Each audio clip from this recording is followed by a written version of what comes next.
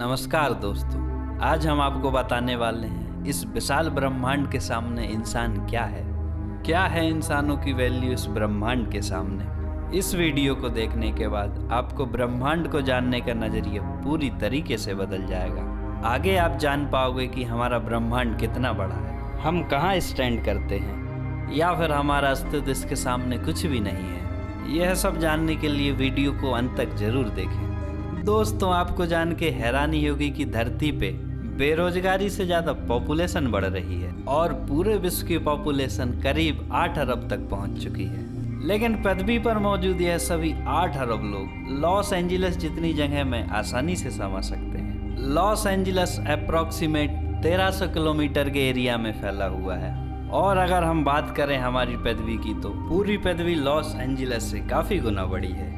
दोस्तों, हमारी धरती की नॉर्थ पोल से साउथ पोल की लंबाई लगभग 13,000 किलोमीटर है। वहीं अगर इसे चांद से कंपेयर करें तो चांद का डायमीटर 3500 किलोमीटर है। मतलब कि चांद के ऊपर से नीचे तक की लंबाई 3500 किलोमीटर है। चांद इतना बड़ा है कि इसके अंदर 1 लाख हिमालय जैसे पहाड़ बहुत ही आसानी से समा सकते हैं। और हमारी धरती इतनी बड़ी है कि इसके अंदर चांद जैसे 50 उपग्रह आसानी से समा जाएंगे। तो अब आप जान गए होंगे कि हमारी धरती कितनी बड़ी है। दोस्तों, जरा एक बार गौर फरमाइए कि धरती के सामने हम कहाँ टिकते हैं। चांद से धरती की दूरी 3,84,400 किलोमीटर है। यह दूरी इतनी है कि इसमें सौर ग्रह के 8 ग्रह समा सकते हैं। अब अगर हम अपने सूर्य की बात करते हैं तो सूर्य धरती से लगभग 1500 करोड़ किलोमीटर की दूरी पर है, जिसका डायमीटर 14 लाख किलोमीटर है। अगर हम सूर्य का धरती से कंपेयर करें तो यह इतना बड़ा है कि इसमें 13 लाख धरती समा सकती है। यानी कि दोस्तों, सूरज की विशालता की कल्पना करना हमारी सोच से परे है। तो फिर सोच लीजिए कि हम इंसान इसकी विशालता के आगे क्या औकात रखते हैं। ना ही सिर्फ इंसान बल्कि चांद और पृथ्वी जैसे बड़े बड़े ग्रह और उपग्रह भी इसके सामने कुछ नहीं है। हमारे सोलर सिस्टम के सबसे बड़े ग्रह बृहस्पति के अंदर पृथ्वी जैसी 1300 धरतियां समा सकती है, और बृहस्पति जैसे हजारों ग्रह सूरज के अंदर समा सकते हैं। तो दोस्तों, सूरज न सिर्फ पृथ्वी बल्कि जुपिटर जैसे विशाल ग्रह की औकात से भी बहुत ज़्यादा गुना बड़ा है। लेकिन अगर हम औकात की बात कर रहे हैं तो ये तो बस एक शुरुआत है। अगर हम अपने सोलर सिस्टम की बात करते हैं तो इसका डायमीटर 287 अरब किलोमीटर है, जिसमें हमारे 8 ग्रह, उपग्रह, तारे और बहुत से उल्कापिंड समाये हुए हैं। सूरज से नेपच्यून तक की डिस्टेंस करीब 4.5 अरब किलोमीटर है। ऐसे में अगर हम सूरज से नेपच्यून तक एक सीधी लाइन बनाते हैं तो सूरज जैसे 3000 सितारे समा जाएंगे। तो दोस्तों, अब आप जान गए होंगे कि सोलर सिस्टम की साइज के आगे सूरज कितना छोटा है। प्लूटो से सूर्य को देखने पर वह कुछ इस तरह का दिखाई देता है। हमारा सौरमंडल प्लूटो के आगे भी कई गुना तक फैला है। यहाँ तक हम जान चुके हैं कि सूरज की विशालता सौरमंडल की विशालता के आगे कुछ भी नहीं है। अगर हम और आगे चलते हैं तो सूरज से भी बड़े तारे हमारे अंतरिक्ष में मौजूद हैं, जिसमें से एक तारा है वेगा स्टार। वेगा स्टार का व्यास लगभग 38 लाख किलोमीटर है और इसमें सूरज जैसे 20 तारे समा सकते हैं। वेगा स्टार से भी बड़ा तारा है आर्कटस, जो कि 3 करोड़ 60 लाख किलोमीटर के एरिया में फैला हुआ है। इसमें सूरज जैसे 17,000 तारे समा सकते हैं। इसके और आगे चलने पर ब्रह्मांड का एक और बड़ा तारा मिलता है, जिसका नाम है रीगल।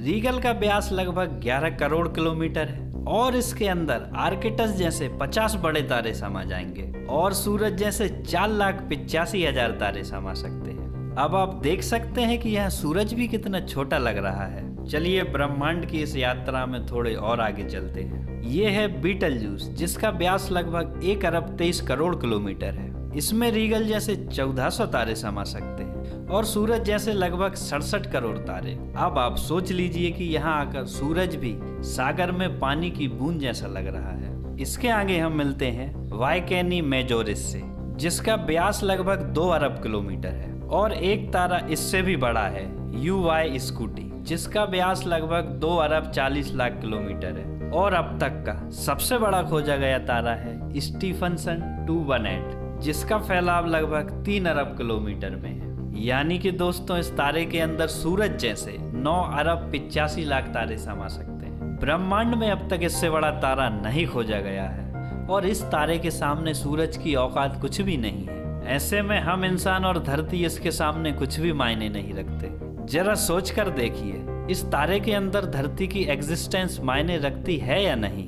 अगर हम इन तारों से आगे चले तो हम पहुंच जाते हैं कैट्स आई नेबुला के पास। ये आकार में 0.4 लाइट ईयर वर्ष बड़ी है, यानी कि प्रकाश को ये दूरी तय करने में लगभग 5 महीने का समय लग जाएगा।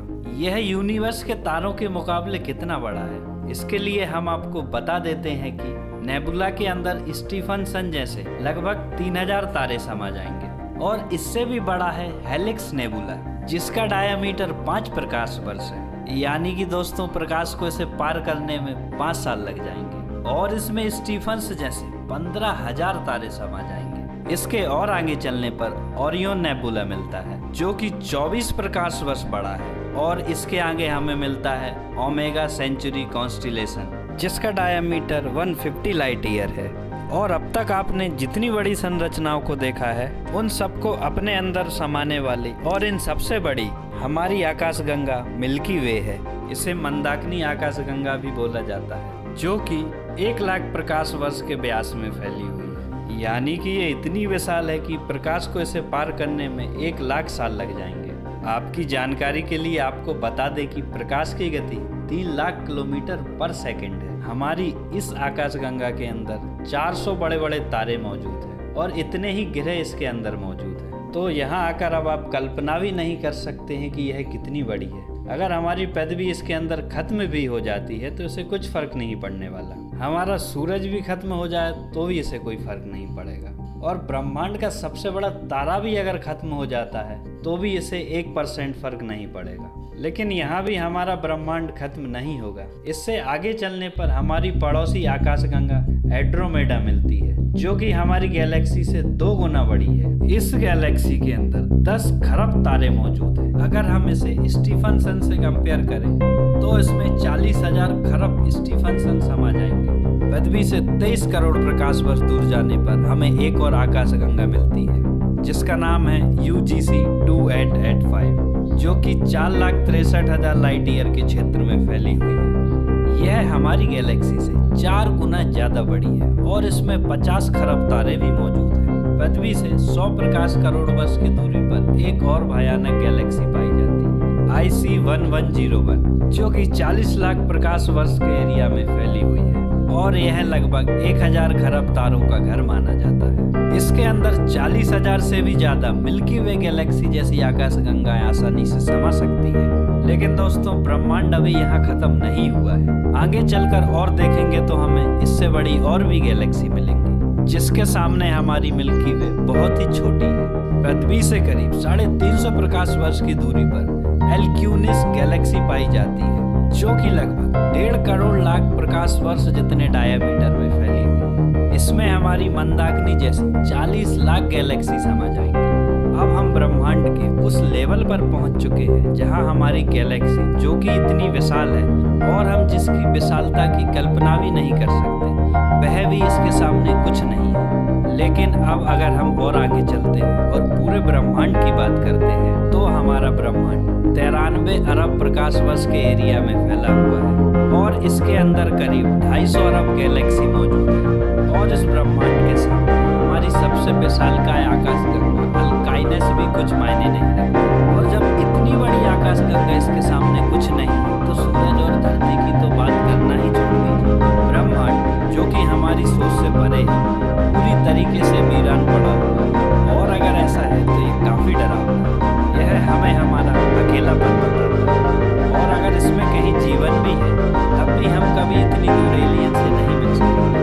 फिलहाल हमने ब्रह्मांड को अभी यहीं तक जाना है और वैज्ञानिक भी यह साइज देख के हैरान हो गए और मान चुके हैं कि ब्रह्मांड के सामने इंसान की औकात कुछ भी नहीं है। यह सब जानने के बाद आप खुद पर घमंड कर सकते हैं।